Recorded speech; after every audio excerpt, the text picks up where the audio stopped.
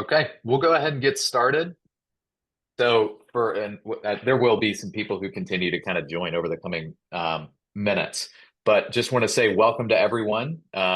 Today we are talking with Joe Springsteen, and we're unpacking a pretty classic ETA win, buying a great business with frankly great fit, both from the buyer, but also some of the connections you were able to make with the seller. I'm excited to talk through some of that. And you went from managing thousands upon thousands of apartment homes and communities in Florida and elsewhere to owning Mallard Systems, a 30-year-old brand that I'm excited to hear more about. And you came through SM Bootcamp, and it was November of 23. That's right. Is it Yep. November of 23? And you closed on the business in August of last year? Of 24. Yep. Okay, so 1 year anniversary. And so some of the That's things we'll right. cover, yeah, we'll cover sort of the why you decided to jump into this crazy world of ETA, to the moments of your kind of search process, and then actually acquiring and operating Mallard Systems, and we'll leave a little bit of time at the end for some Q&A for folks. But I'd love to just kind of dive in, Joe, right away and talk about like why ETA for you. You had this career where you'd worked at Cortland Properties and then went into Cushman and Wakefield, and give us that quick, from multifamily ops and Yeah. big companies to business ownership. I'd love to hear that Yeah. kind of the ETA story. Yeah, it's a long one to unpack. So, I'm turning 60 this year, so I'm like the reverse silver tsunami, for lack of a better term. But before I get into that, I want to thank Sam Rosati, obviously Zach and Drew, yourself, for organizing this and inviting me to speak. I really appreciate you guys. Fantastic program. I know that, this journey from personal experience can be super lonely. And I've found a lot of uh, friends that I keep in touch with through that cohort, and just more broadly, the ETA community, Twitter X as well. That SMB group is amazing. Um, I also want to appreciate the Will Smith and his Acquiring Minds podcast, because that was kind of thing that really snapped for me and led me to SM Bootcamp. So, and I also have to, I was thinking about how to frame, my journey, and I was listening to Sam and Kostab's Intentional Owner podcast, and they recently had Yeah. Palmer Higgins, who's the Chenmark Yes. guy, one of the OGs, and he was talking about, the question was asked, well, why, did you quit, as a finance bro and pursue this, Hmm. this career? And he said agency. And I was thinking about that, and that's where it all clicked for me, because I could never really explain like why I went from, all these kind of highly paid, great jobs. But it all boils down to agency. And that's kind of how I've framed my story. So I'm going to go all the way back. I graduated from UF in the late 80s.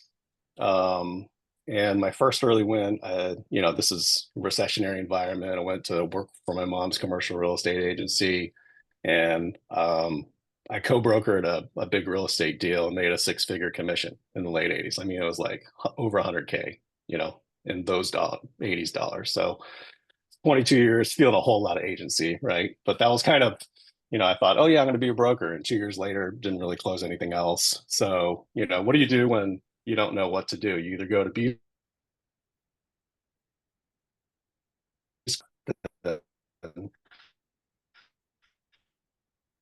what the test was for the for B school. So I went to law school, Sutherland in Atlanta, 5 years in Seoul, Korea. I never really talk about that much, but and then I went in General Mills. I was international counsel for General Mills. right around then, started my family, got married, had our first child, So Joe, wait a second. became disillusioned with big law. Yeah, You're telling me you were a lawyer before this. So it's like career number one was lawyer. yeah, Okay. that's right. Well, so Okay. Yeah, you got to go all the way back. Yeah. In yeah. LinkedIn, you got to just keep And clicking the pluses. It just keeps going. just keep scrolling down, keep scrolling down. So that was career number one for me too, as a recovering Yeah. M&A lawyer. Oh, really? Okay. All right. Yeah. So, um, yeah, my then wife was from St. Pete. So we moved back to St. Pete, joined a little PE firm that was doing distressed debt. We were basically buying pools of distressed loans, doing CRE workouts. That's really where I, learned. Did that for 5 years.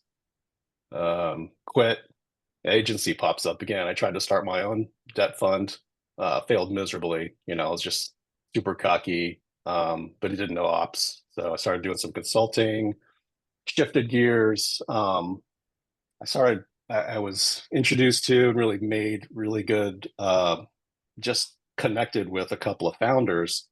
The first was Steve Buck, who really started ZRS in Orlando. He basically just wanted to hire me, and we moved back to Florida. Um, I was with him for a couple of years. Then I met up with Stephen Francis, Cortland. He hired me away because they were really scaling up the Florida operations. So I loved it. I was like startup mode, a couple of properties, building a Sure. team. So yeah, I kind of did that multifamily ops bit, and I was really driven by building teams, building organization.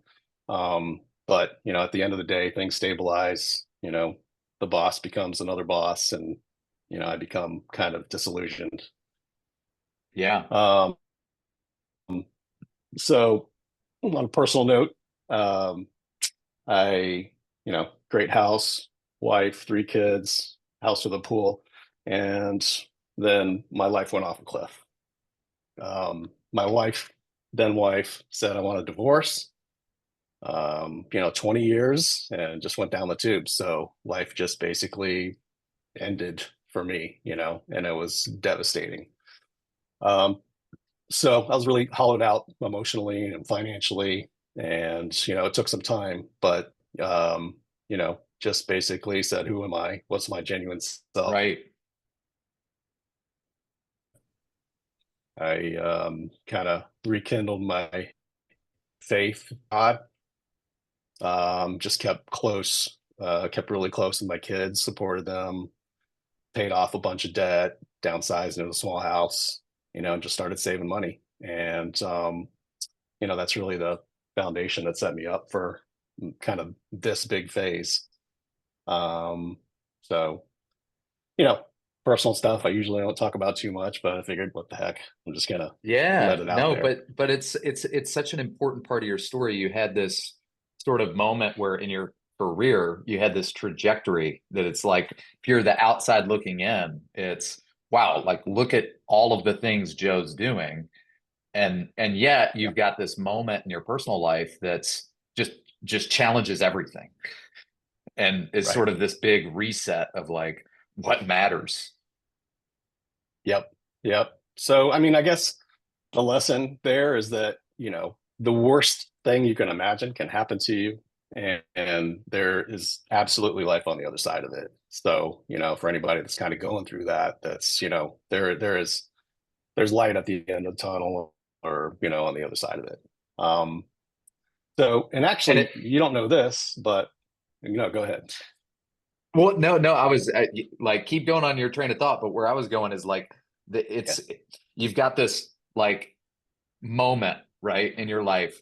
And then, of course, it's not immediate, but it sets you down this path where now, if we look at Joe today, it's Joe who went out, who set his mind to making this ETA dream, make it a reality, and you did it. And so, like, I'm just curious, like, how did you do it? Do you feel like that reset was part of what you needed to get there? And not maybe not needed, but certainly Right. influenced that the outcome, and just walk me through like all right, you'd finally decide to make that commitment to go to SM Boot Camp, and you'd listened to Acquiring Minds and done some of the steps.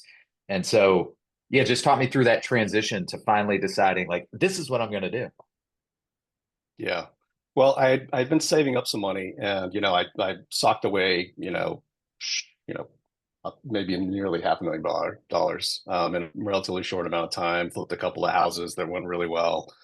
Um, and I haven't talked with any of you guys about this, but my first business, I bought for cash for 350K. It was a biohazard business that my neighbor owned.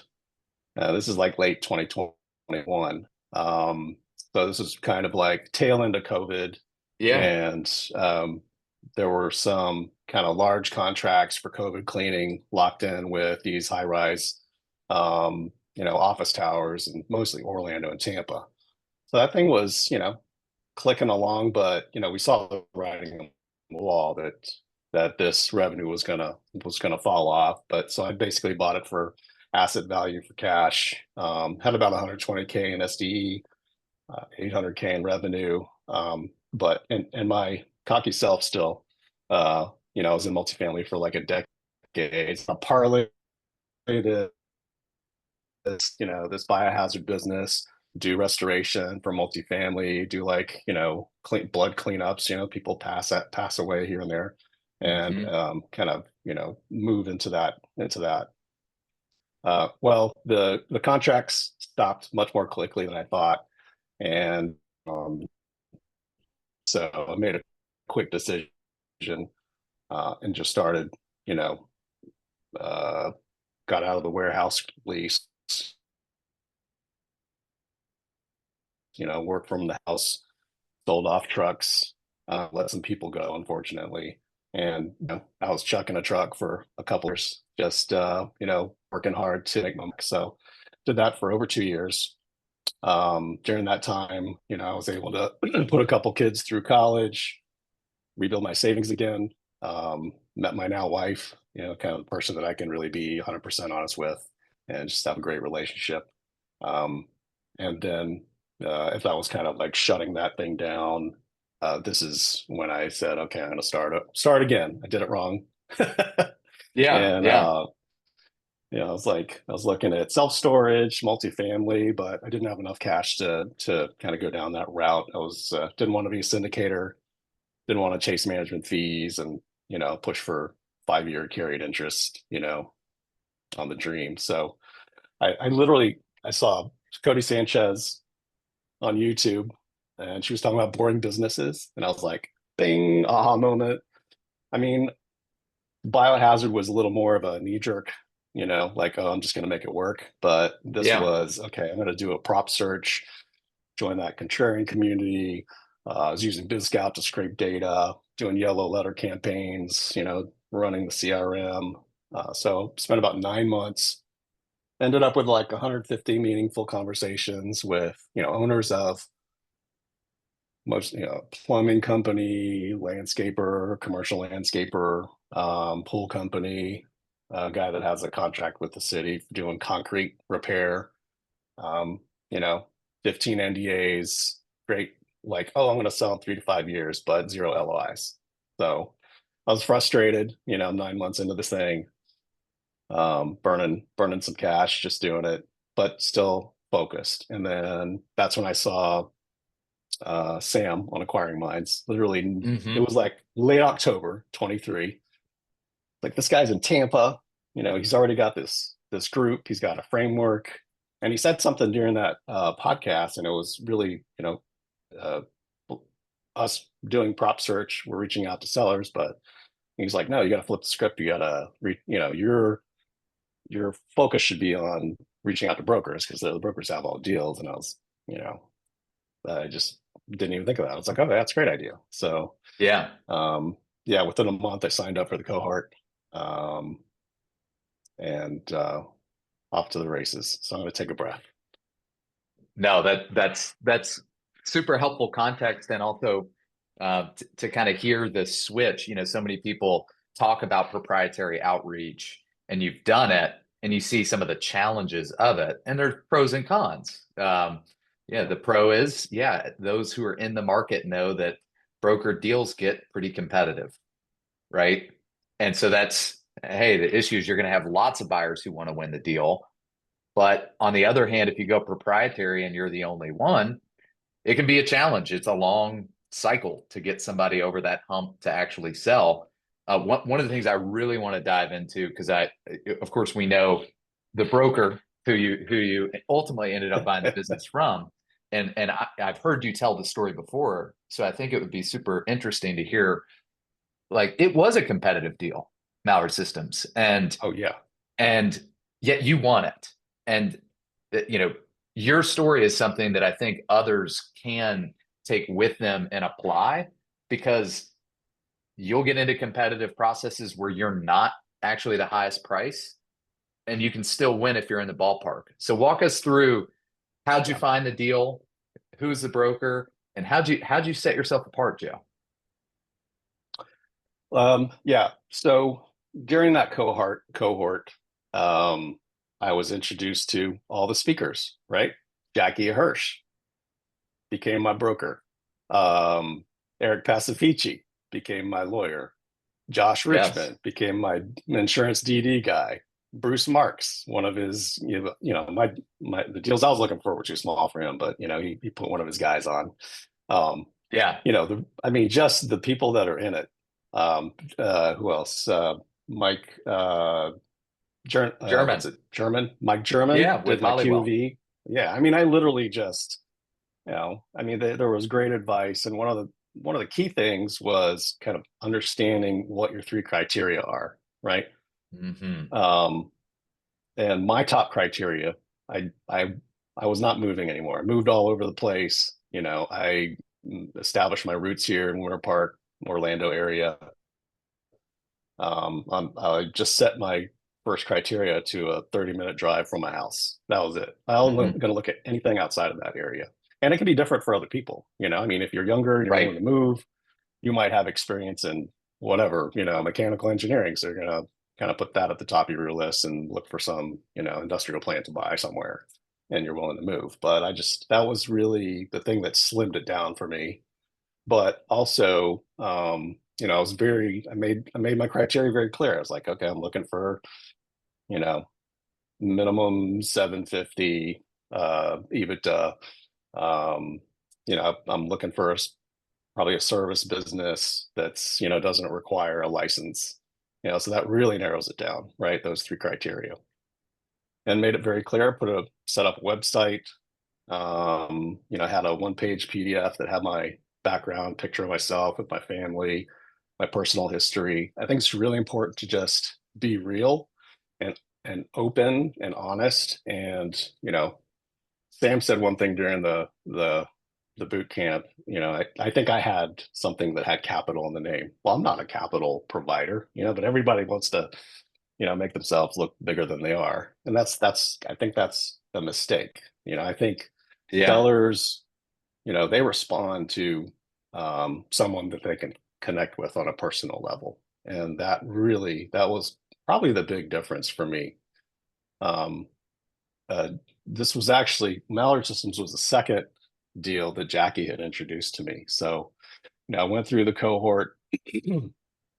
Jackie said, I just really connected with her as well. She happened to live Yeah. in Orlando. So we just really had a great rapport, and we would just call each other, once a week and just catch up. And then it was like 3 months later, 4 months later, I guess. So we're in like April of 24. She calls me up. She got this material solution company. I looked at the numbers. It looked right. Had a brief call with the sellers. Went to LOI pretty quickly, but went to that first face-to-face visit and it was not gelling. There was something weird going on. There were two Yep. owners. They were divorced. I took another look at the numbers and I was a huge commercial, like an industrial space.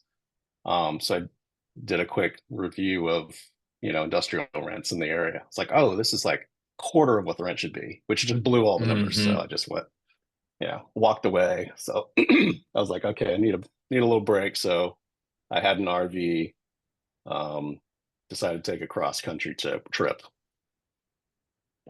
So I'm driving across country in this RV. I'm like 4 days to Las Vegas. I'm just going 10 hours a day. So I'm like day Yeah. three, I'm like Gallup, New Mexico. And Jackie calls me. She's like, Joe, got this deal. It's perfect for you. It's like 15 minutes from your house. And it's the SDE is a little bit lower than what you want, but it just, and the seller's great. He's got this multifamily, group of clients. And it's like, okay, so got on the phone with them and we just literally there were introductions. And the first thing he asked me was, do you know such and such? And I'm like, that guy's my mentor at Cushman and Wakefield. And then it just everything kind of went from there. It just flowed. It was just a, providence. It was like meant to be. Yeah. Um, Yeah. And so just so that everyone has context, just yep. briefly in 90 seconds, what does Mallard Systems do? So just so that Yeah, people sure. are kind of like, this is kind of the story. All right, cool. Jackie calls you. I've got this great deal. You need to take a look. You've already outlined, hey, here's my criteria of the kinds of things I'm looking for. And so what does the Right. business do? And then we can kind of dive in a little bit more on the story from there. Yeah. So Mallard Systems is a 32-year-old exterior cleaning company. They pretty much pioneered the soft washing of roof concept. I mean, they were the first to do it, like bar none. Like they started that in 1991. And when I was looking at it, it was second, well, really third owner was the founder, and then his son kind of lit a bomb under it, and it was not doing well, and then the seller picked it up. So exterior cleaning, 65% commercial, 35% residential when I acquired it. And then the commercial was split between hospitality and resident and multifamily. So the multifamily clients were, it was the Cushman and Wakefield, it was the Cortland, it was the Gray Star, it was, all Yeah. the players that I already The knew. big So multifamily property owners. yeah, yeah.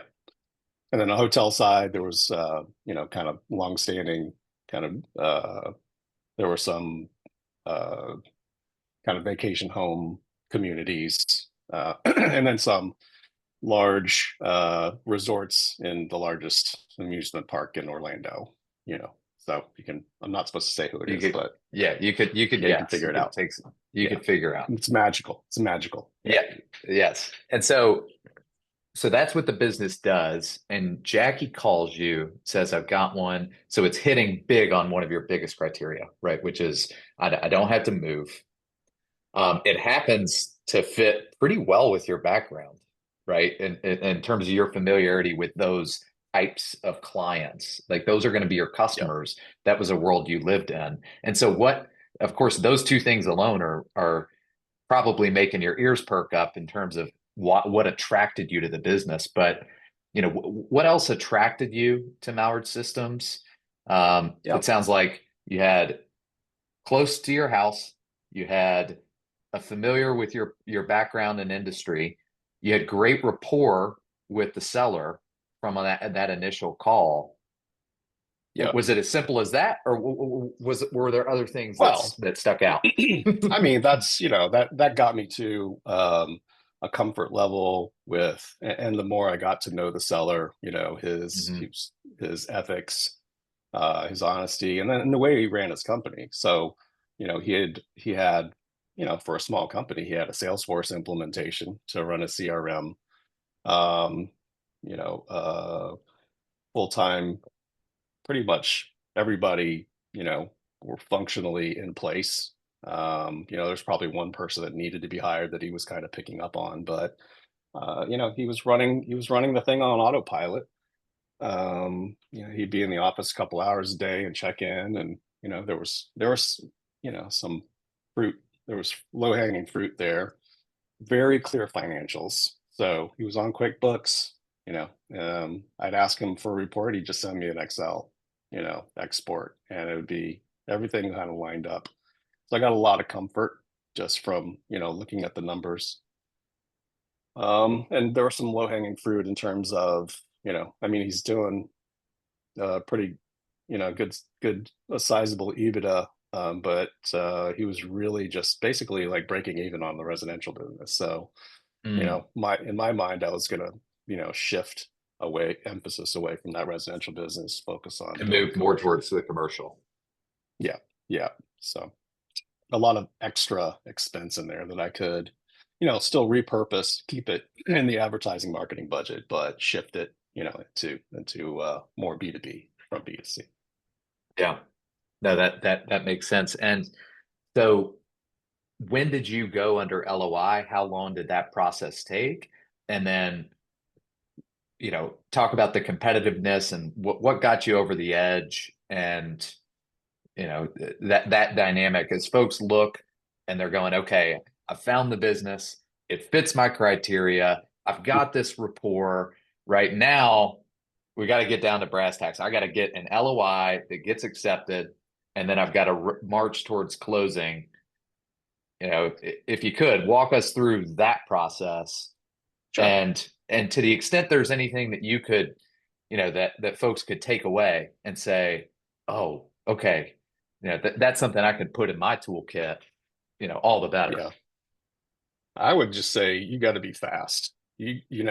I talk about setting up the website and your criteria and making sure your ducks are in a row in terms of your financials, your personal financial statement, your credit score. I mean, if you're going to do a one-man leverage buyout, then you better have a clean house.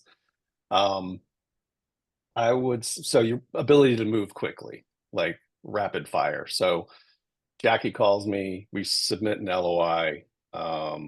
She gets me on a Zoom call. I'm in the parking lot of a casino in Gallatin, New Mexico.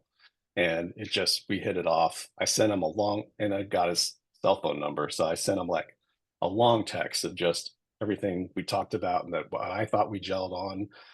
And then kind of my vision just in our conversation on how I would grow the business, how I would maintain his legacy, and how I would support the team. I wasn't going to make any changes. I wasn't a PE firm that was going to blow up the thing and, fire everybody in the back of house.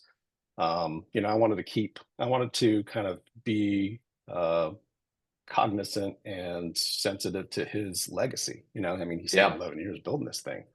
Very important. And then, we literally were texting in the middle of the night. And then by morning, I submitted a revised LOI just on some key terms that, to give him some comfort.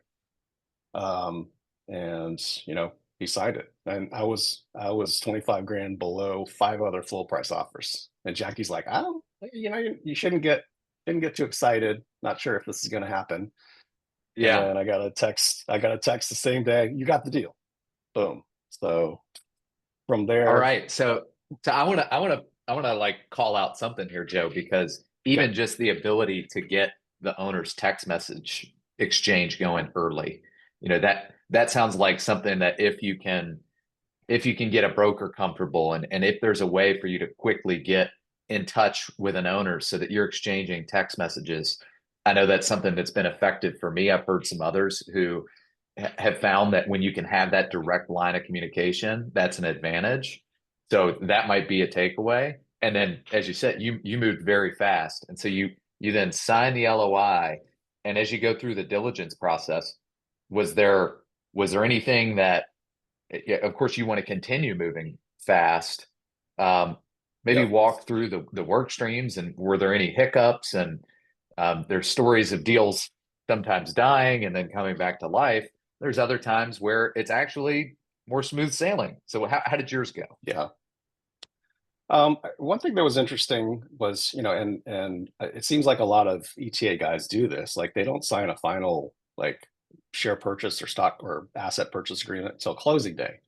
I mean, I think that's crazy for personally. Like I want to lock in certainty. So in the LOI, and he was looking for the same thing. I said, we're going to have a executed asset or share purchase agreement within 30 days of the LOI signing. And then I think I had, what else? I locked up some exclusivity as well, which is Yeah. unique. So if he was going to shop the deal during my exclusive period, he would pay me 50 grand. So I don't think Okay. anybody usually gets that. So that was a unique one. Um, But yeah, we went to contract pretty quick. I mean, 30 days. So I called Yeah. Eric up, I said, I have this LOI signed and we got to get final agreement 30 days. And so we started the due diligence process really quickly. I mean, I was doing a lot of stuff independently already. So, I set up, Dropbox and we were just dropping stuff in there. Jackie was great. She literally she would just hit up the seller's broker and just drop everything in. And then I just started like a super detailed spreadsheet, Excel spreadsheet. And then I just shared it as a Google sheet. So we had kind of like a live sheet and we were just checking things off. So it was that helped a lot, just creating clarity and timing. We were pushing for a 60-day close. So I was a little bit leery. I said, I'll do 60 days if we can, but with the contingency that, if the lender and not me, Right. is not able to, to come to the table by then, it's an extra 30 days, which is exactly what happened, 7 days. Of course. It's basically like, hey, do you know what a colonoscopy is? Well, this is like a financial colonoscopy. Yeah. So it just takes a long time. Um, I brought on Mike German super early as well. So his Q of E became, I just incorporated that in my closing checklist. So it just became Yeah. just this massive document of everything. But we just moved along and checked the boxes. And I was just literally at this point meeting with the seller, at a coffee shop, having lunch, and then kind of walking through the key stuff, And how maintain the frequently did you relationship. meet with him? At least once a week, face to face. Yeah. I mean, if you can't And do it face to face, I'd be like, get on a Zoom call, walk through anything that's kind of, slowing the process down, how we can resolve it. Um, because you just don't want to be blindsided. So, I'd rather know any kind of news, whether it's good or bad, right. then you can address it. Um, and yeah, just be open. Uh, Open communication is the way to go. Yeah. And it sounds like there wasn't any deal killing item that came up in diligence. And do you think part of that is that weekly check-in and that relationship with the seller and building that so that you're both able to just work through issues? I've seen a lot of deals in my career, and it is pretty rare when you don't see big hiccups at some point happen during the deal process. Do you think that was part of it, that you just developed this strong relationship and you all were able to work through it?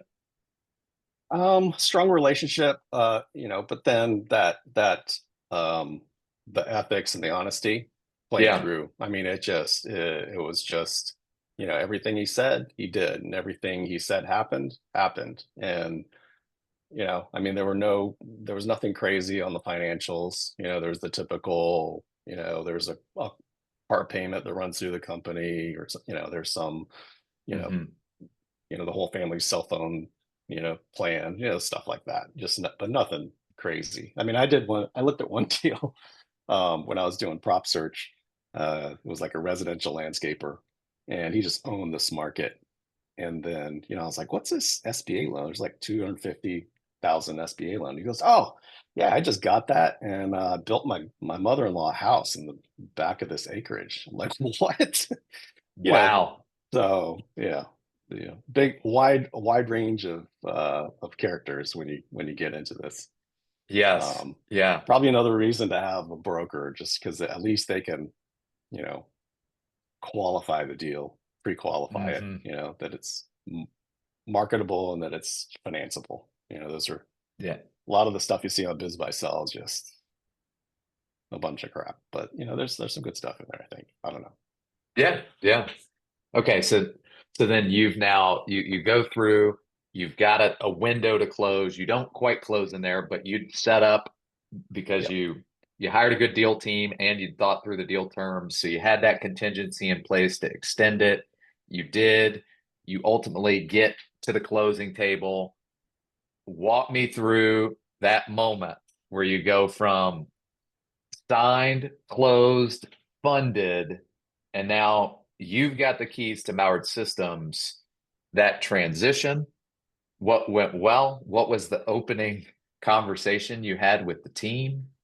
And Yep. what feeling did you have as you now step into not your first rodeo and trying to scale a new business, but certainly different than your past experiences. So Yeah, definitely different. And, you know, what, three, four times, five times larger than my first deal. yes. Um, and with a full team on board that's been around for a long time. Yeah, day one, I was introduced by Bob. I mean, he's, just wanted to be light, and I just wanted to ensure, the team that nothing is changing, no one's losing their jobs. Just think of me as Bob, but an inch taller and a couple pounds lighter. Everybody laughed. That kind of broke the tension.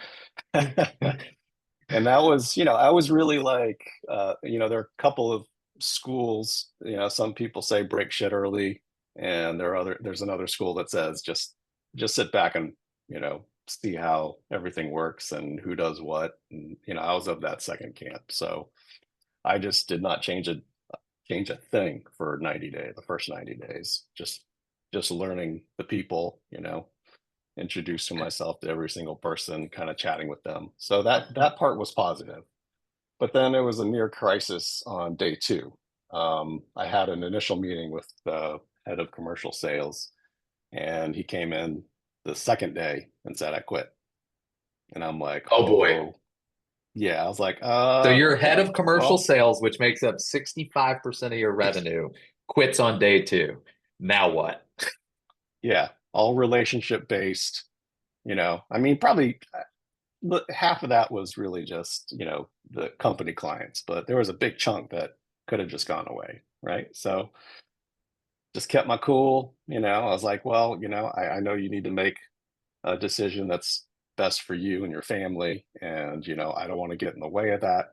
And, if there's anything I can help you do in the transition, I'd be happy to. But, I would really, you don't know me, I don't know you, but if you just give me a chance, then, I'd be happy to talk about, how I can support you, how we might be able to work together. And I just kind of left it at that. And he was very blustery, and I mean, he's upset because he Yeah. felt betrayed. Like he would have expected that the seller Maybe talked to maybe him he would be beforehand. the yeah, he would be in the know. Right, right, exactly. So I think he was venting his frustration to me, but it was really directed at the seller, and I kind of understood that.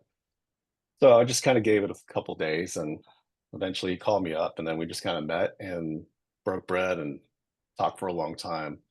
And frankly, I think he was being paid a little bit under market. So I brought him up to what I thought was, you know, top of market in the industry. And he was super happy, you know. So and from that time, I just spent a lot of time with him, just building our rapport, and to this day, I mean, we talk to each other every day, strategize. I have just, my word is my bond. So I've done everything I told him I was going to do. And when I have a client, that I had before, I just send him over. It's like, hey, this is yours, run with it. So he feels So empowered. so crisis averted. And Yep. Joe, you tell that story, and I'm reminded of like the duck on a pond who on the surface is cool, calm, and collected, but maybe at the underneath you see the feet frantically paddling. And did you feel that way, where it's feet frantically Oh, hell paddling, yeah. but No, I was like, I am staying yeah, cool on the surface. I might have gone underwater and then just kind of curled up in a ball, under a rock. Yes, you can see It's these are just, perfect analogies for Mallard like, systems. what have I done? That's right. That's right. For sure. For sure. So So I yeah, but I that guess we as kind a of got through that takeaway, crisis. as a broader takeaway for the group, it's you expect the unexpected, tough things are going to happen. And there's a lot to be said about being prepared to keep your cool as the inevitable crises occur. Right, right. And it kind of goes back to knowing yourself and then just, sticking to your principles, stay cool. It'll all just come around. If it wasn't meant to be, then it wasn't meant to be. And then I would go out and find somebody to do that job. And I would do everything I could to do that job as well in the meantime. But I was fortunate that we were able to kind of come out of that and build that relationship. And so it's interesting to hear you too, because you talked about earlier that you saw this opportunity where you went, okay, it's 65% commercial, 35% residential. Gosh, I think we have opportunity to shift more of our business to commercial. And yet you also said, I wanted to take the approach of for 90 days, let's get our feet underneath us and not make big changes. And so walk me through, you get through those 90 days, the team gets to know you a little bit better. You talk to somebody who's really valuable and you think's underpaid and you adjust their compensation appropriately. And then Yeah. what changes do you start making and if any, and what are the improvements or the things that you went in going, here's my idea. What did you decide to implement? And was there anything that you decided to hold off on doing? Yeah. So the biggest thing, and it was part of my thesis when underwriting the deal, was there was probably 10% of revenue on marketing, advertising, and marketing, which is fine if it's 10% across both sides of the business. Because what I acquired was really two businesses. It was a home service business, classic home service business, and Mm-hmm. then like a commercial business is much more like a contractor, right? Project-based Right. work, right? We're doing stuff quarterly or yearly or every 2 years. And then home service is really like everything everybody talks about, your ad spend and your CAC. And so I was like, okay, I just need to figure that part of it out first and see Yeah. how to make that home service business profitable. So I started looking at all the ad sources. There was a mix of Google ad spend, these best deals kind of, magazines you get in the mail. There were three of those, uh, and just a huge. I mean, it's like all of that money was going into this, marketing funnel, and at the end of the day, it was like making maybe 2%, margins. So I just looked at the most effective ad spend, cut the ones that were not effective. Our sales volume slightly decreased, but our conversions were higher because we're more focused. And that business is, I mean, it's still going today, but I'm not. And it's becoming more and more. Just more guys that are chucking a truck. Just race to the bottom. So Mm. I've really focused more energy on the commercial side. So now we're more like 80% commercial, 20% residential, and a shifted crews over to that commercial business, just focusing on large multifamily owner operators, kind of really focusing on that relationship with, the magical place, and Yeah. some of the other, and then there's Orange Lake Resorts, there's Marriott, there's, Advent Health, just I think we're good at kind of that B2B long-term consultative relationship, building value for, owners of buildings, and kind of showing them that, hey, you put yourself into kind of a periodic maintenance program, exterior building envelope program, and you're going to avoid um, you know, bigger costs down the road, that water intrusion in roofs or windows or whatever. So that's really what we've been focusing on, and upgrading our talent. That's been really Yeah. effective. And so it sounds like some of that commercial work also, you somebody might hear project-based work and think of lower quality revenue, and yet you compare it to home services, the residential portion of the work, which was still frankly, project-based. It's just smaller projects. And Yeah. and it sounds like the quality revenue is actually far higher on the commercial side. You've got some recurring elements.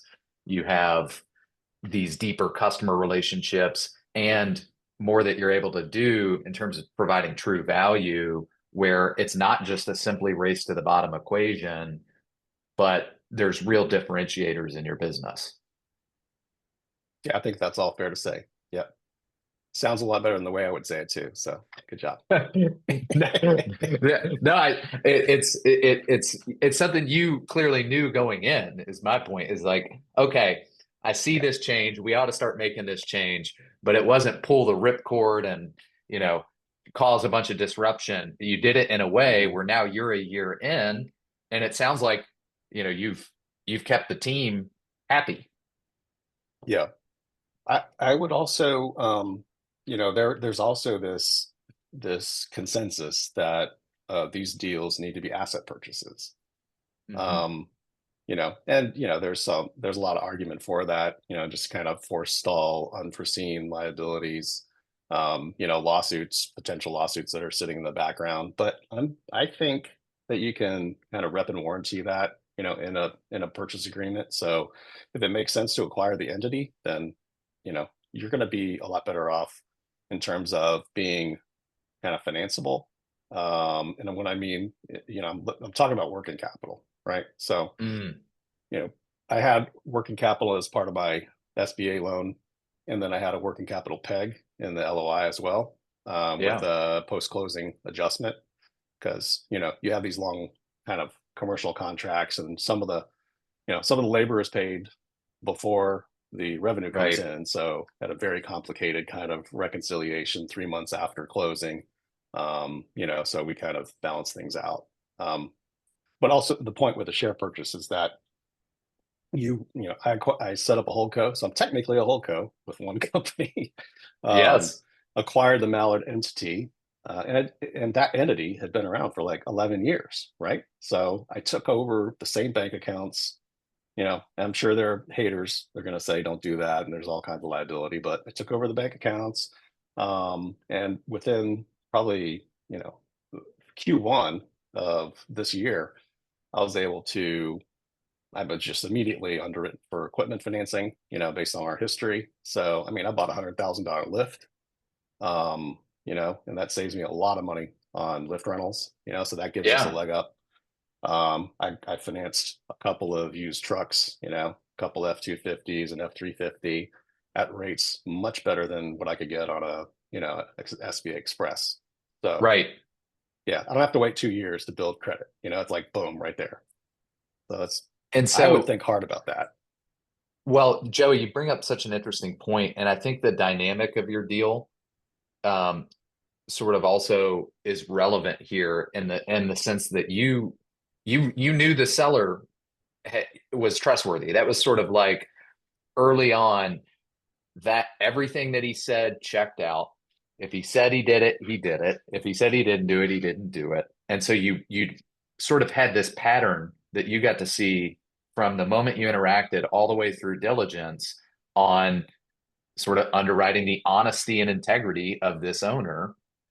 And so all of a sudden, when you have that dynamic, you have a dynamic where you've got big commercial customers, and right, all of a sudden a stock purchase, it's your point is well taken in that you don't just assume because everyone says do an asset deal, you need to do an asset deal.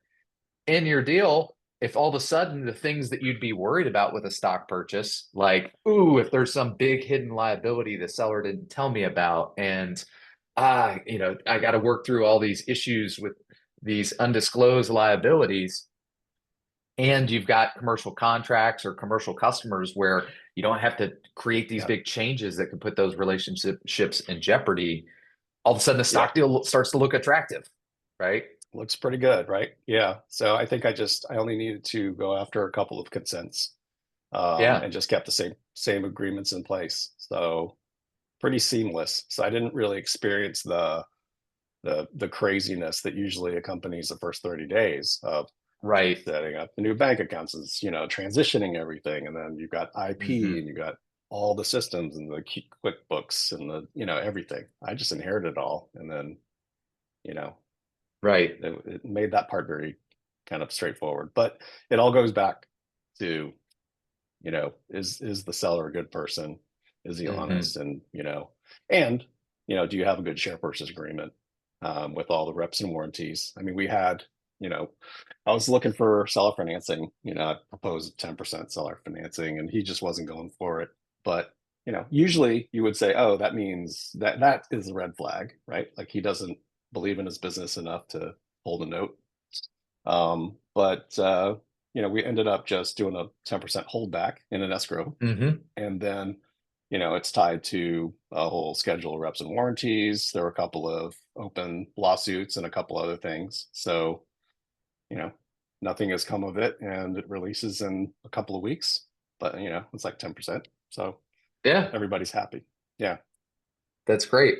So given that we're running up on time here, I do want to Yep. open it up for questions, but Joe, I also want to give you kind of last word on anything that this has kind of flown by for me. I don't know if it's flown by for you, It has. Yeah. um, but yeah, any kind of final takeaway to share before we get into Q&A?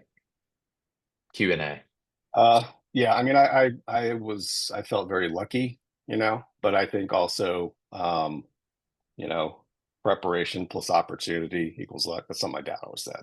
So I would say the more shots you put out there, the more likely you are to hit a target at some point. You know, Yeah, there are a couple of guys that I really follow on X that are doing all the right things, and they still haven't gotten a deal. So I mean, it can be hit or miss, and it's very competitive out there. So I'm not really advocating, um, you know, everybody jump into ETA, but it's been good for us. And you just got to make your own decision on whether to take this path. It's you know, obviously based on my first deal, it's strewn with risk. yeah, So yeah. I'll leave it at that. All right, love it. All right, so I'll open it up to questions. I think there's an ability to raise hand via Zoom. I think you can also type in the chat if that's the easiest way to ask questions. But I do want to leave a little bit of time there so that if anyone does have a question, we can cover it here with Joe.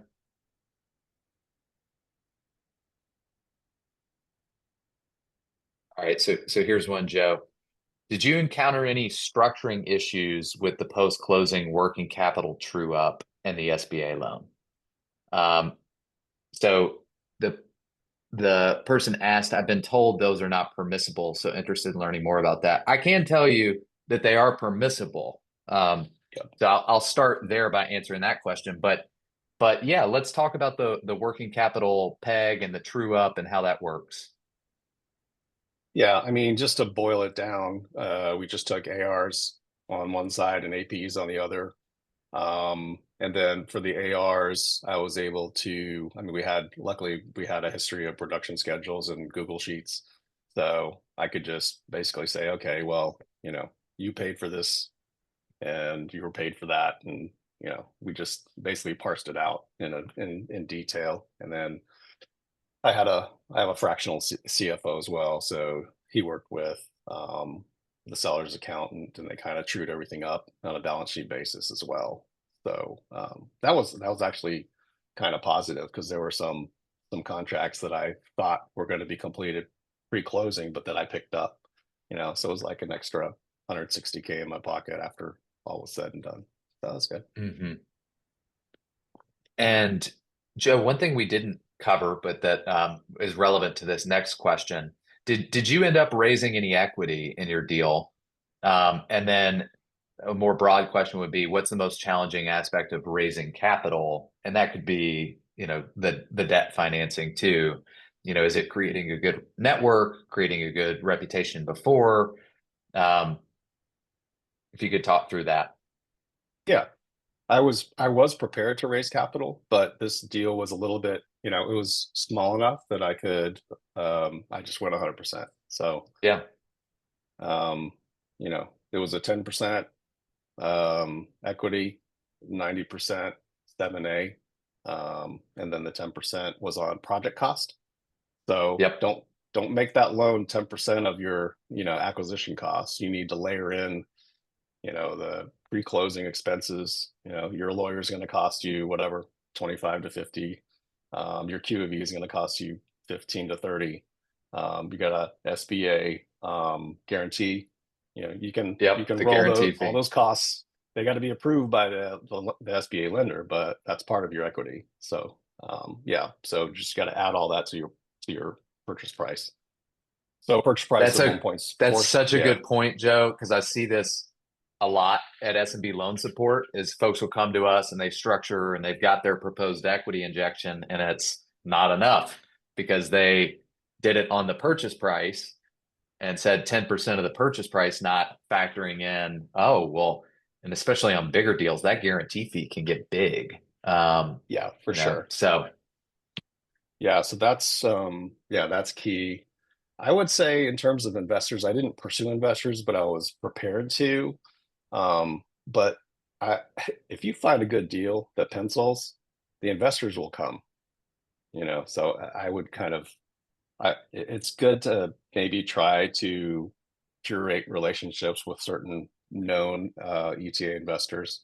And different people have different lists. Whether it's Walker Diebel, if you're in on his side of things, or Sam Rosati, everybody's got kind of a list of investors. If you have a good deal, you're going to find investors, and then it's mhm. just structuring the right, um, what the terms are.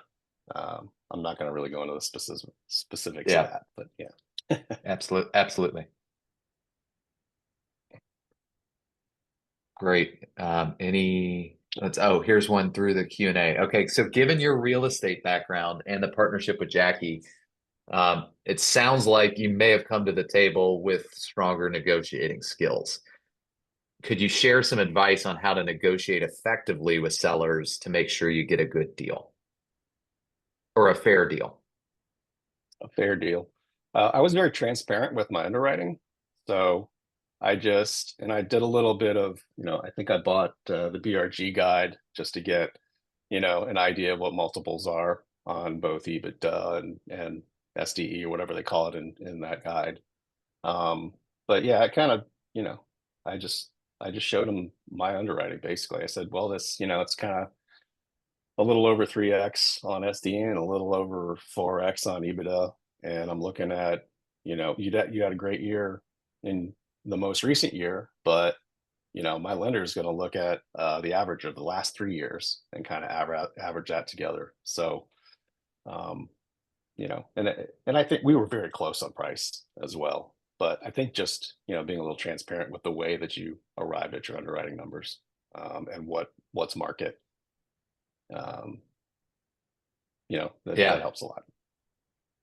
So one, having some comps, something comparable to show, but it sounds like two was like you actually went through the effort of showing, hey, look, here are the numbers, here's the cash flow, so that the seller had an understanding. It wasn't you trying to negotiate hey, here's the price, as some negotiating tactic, but really your Yeah. tactic was more, let me show you the rationale for where I'm getting this number, why I'm getting it, why it makes sense.